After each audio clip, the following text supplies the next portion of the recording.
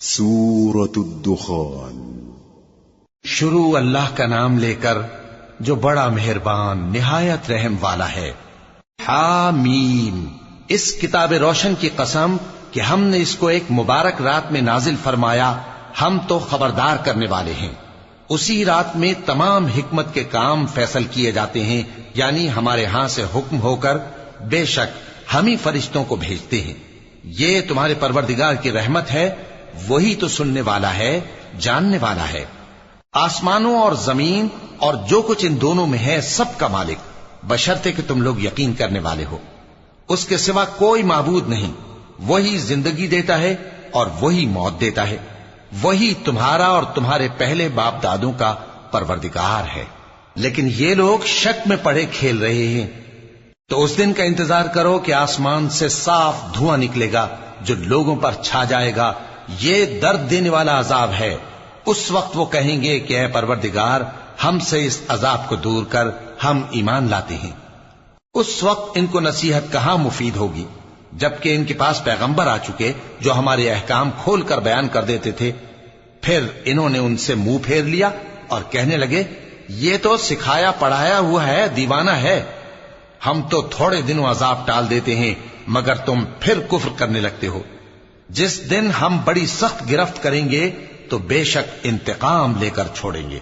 اور ان سے پہلے ہم نے قوم فرعون کی آزمائش کی، اور ان کے پاس ایک عالی قدر پیغمبر آئے جنہوں نے یہ کہا کہ اللہ کے بندوں یعنی بنی اسرائیل کو میرے حوالے کر دو، میں تمہارا امانت دار پیغمبر ہوں، اور اللہ کے سامنے سرکشی نہ کرو، میں تمہارے پاس کھلی دلیل لے کر آیا ہوں۔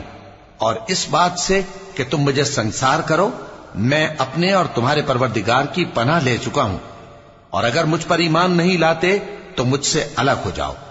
تب موسیٰ نے اپنے پروردگار سے دعا کی کہ یہ نافرمان لوگ ہیں۔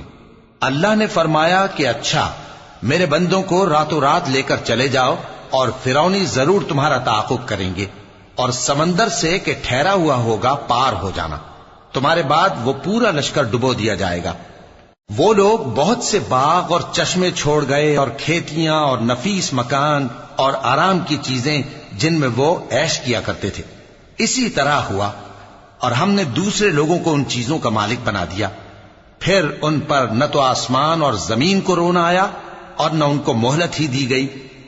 اور ہم نے بنی اسرائیل کو ذلت کے عذاب سے نجات دی، یعنی فرعون سے، بے شک وہ سرکش اور حد سے نکلا ہوا تھا۔ اور ہم نے بنی اسرائیل کو اہل عالم میں سے علم کی بنیاد پر چنا تھا، اور ان کو ایسی نشانیاں دی تھیں جن میں کھلی آزمائش تھی۔ یہ لوگ یہ کہتے ہیں کہ ہمیں صرف پہلی دفعہ یعنی ایک بار مرنا ہے اور پھر اٹھنا نہیں۔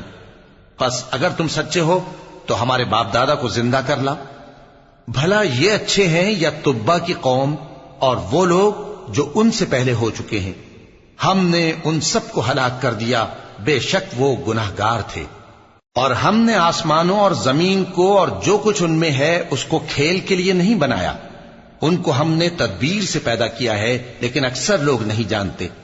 کچھ شک نہیں کہ فیصلے کا دن ان سب کے جی اٹھنے کا وقت ہے، جس دن کوئی دوست کسی دوست کے کچھ کام نہ آئے گا اور نہ ان کو مدد ملے گی، مگر جس پر اللہ مہربانی کرے۔ بے شک وہی غالب ہے، بڑا مہربان ہے۔ بلا شبہ تھوہر کا درخت گناہگاروں کا کھانا ہوگا، جیسے پگھلا ہوا تانبا۔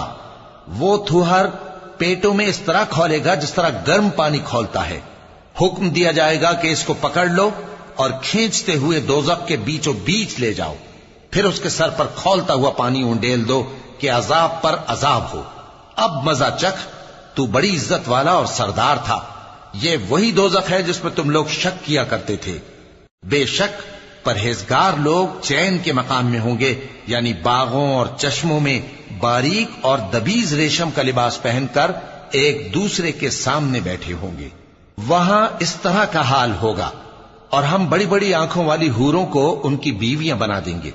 وہاں امن و اطمینان سے ہر قسم کے میوے منگائیں گے اور کھائیں گے، اور پہلی دفعہ کے مرنے کے علاوہ موت کا مزہ پھر نہیں چکھیں گے، اور اللہ ان کو دوزخ کے عذاب سے بچا لے گا۔ یہ تمہارے پروردگار کا فضل ہے، یہی تو بڑی کامیابی ہے۔ ہم نے اس قرآن کو تمہاری زبان میں آسان کر دیا ہے تاکہ یہ لوگ نصیحت حاصل کریں۔ بس تم بھی انتظار کرو، یہ بھی انتظار کر رہی ہیں۔